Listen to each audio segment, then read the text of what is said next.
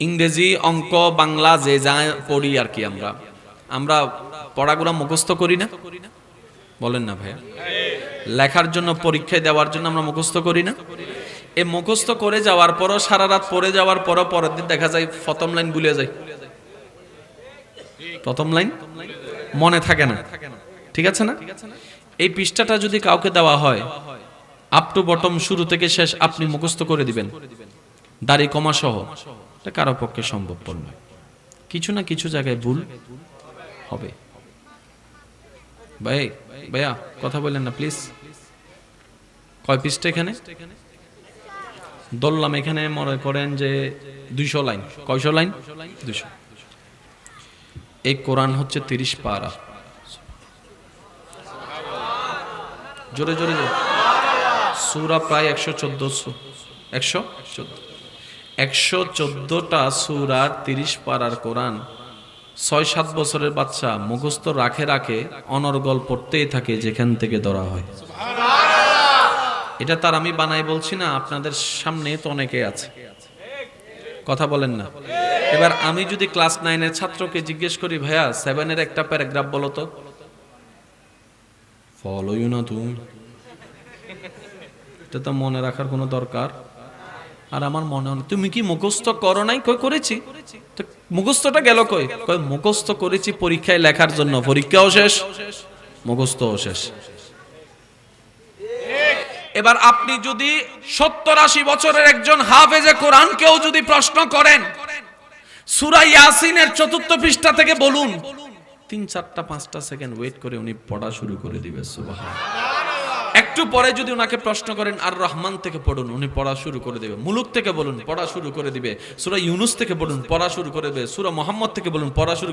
বলতে দেরি, উত্তর দিতে দেরি হবে না। এবার ওনাকে যদি জিজ্ঞেস করেন আপনি মুখস্থ করেছেন কখন, উনি বলবে যে আমি যখন বয়স 9 ছিল, 10 ছিল, তখন আমি কোরআনে হাফেজ হয়েছিলাম। এবার আসেন, আপনাদের এলাকায় এখানে খতমে তারাবি হয় না? আচ্ছা, খতমে তারাবি রমজানের আগে যারা হাফেজে কোরআনরা ওই খতমে তারাবি পড়ায়, ওনারা কখন থেকে কোরআন রিভাইজ করে?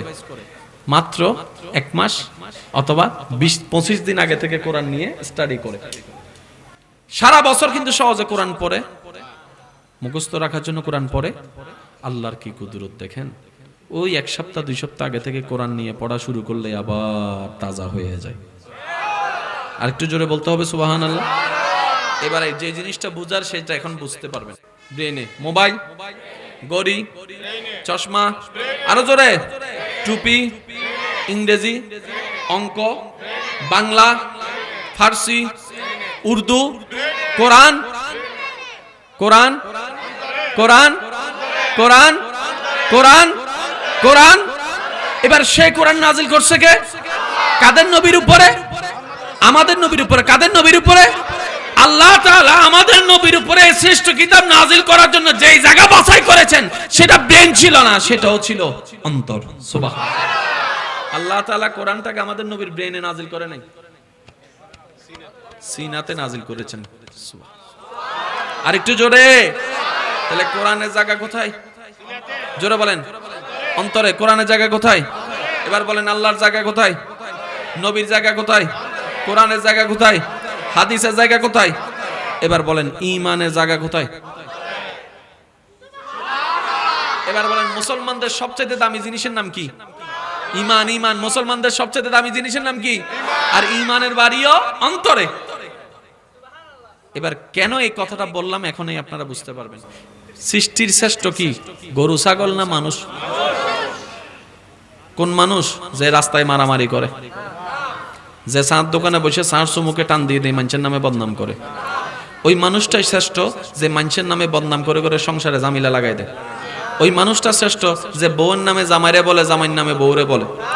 তাহলে ওই মানুষটা শ্রেষ্ঠ যে মাঝখানে একটা কথা বলে ভাই ভাইয়ের মধ্যে ঝগড়া লাগাই দেয়। তাহলে ওই মানুষটা শ্রেষ্ঠ যে দুর্নীতি করে। ওই মানুষটা শ্রেষ্ঠ যে মা বাবার সাথে বেয়াদবি করে। তাহলে যেগুলা করে এগুলা কি গরু? এগুলা তো আপনি মানুষ বলছেন। শুনেন, যদি আল্লাহ এমন কোন চশমা আমাদেরকে দিতেন যেখানে মানুষ চেনা যাইতো, এরকম কোন চশমা, ওই চশমা লাগালে হয়তো আমরা দেখতে পাইতাম সবগুলা পোশাক পরা গরু ছাগলেই হাঁটতেছি। কথা বলেন না? কারণ মানুষ সবার জন্য আকৃতির দরকার হয় না। চোখ থাকলেও মানুষ, না থাকলেও মানুষ। মানুষ সবার জন্য যে জিনিসটা দরকার এটার নাম একটা পরিষ্কার অন্তর। আজকে সমাজে অশান্তি গরুর কারণে নাকি মানুষের কারণে? জোরে বলেন না। মানুষের কি নষ্ট হয়েছে? চোখ, চোখ, কান, না কি? জোরে বলতে হবে কি? আজকে পারিবারিক অশান্তির মূলে নষ্ট হয়েছে অন্তর। ভাই ভাইয়ের মধ্যে অশান্তি, নষ্ট হয়েছে অন্তর। তাহলে এই অন্তরটাকে যদি আমরা ওই কোরআন এবং ঈমানের নূর দিয়ে, হাদিসের নূর দিয়ে, নবীর প্রেম নিয়ে, আল্লাহর প্রেম নিয়ে যদি সাজাই ফেলতে পারি, আমাদের মনটা মানুষ হয়ে যাবে। আর আপনি মানুষ হয়ে গেলে অন্তত আপনার কারণে এলাকার আর ক্ষতি হবে না, পরিবার আর অশান্তি হবে না। আপনি হয়ে যাবেন সোনার মানুষ। আপনি সেই মানুষ যার জন্য আল্লাহ জান্নাত রেখে দিয়েছে। মনে রাখবেন, মানুষ ছাড়া কেউ জান্নাতে যেতে পারবে, আর যারা জান্নাতে যেতে পারবে না তারা মানুষ নয়। বুঝবেন?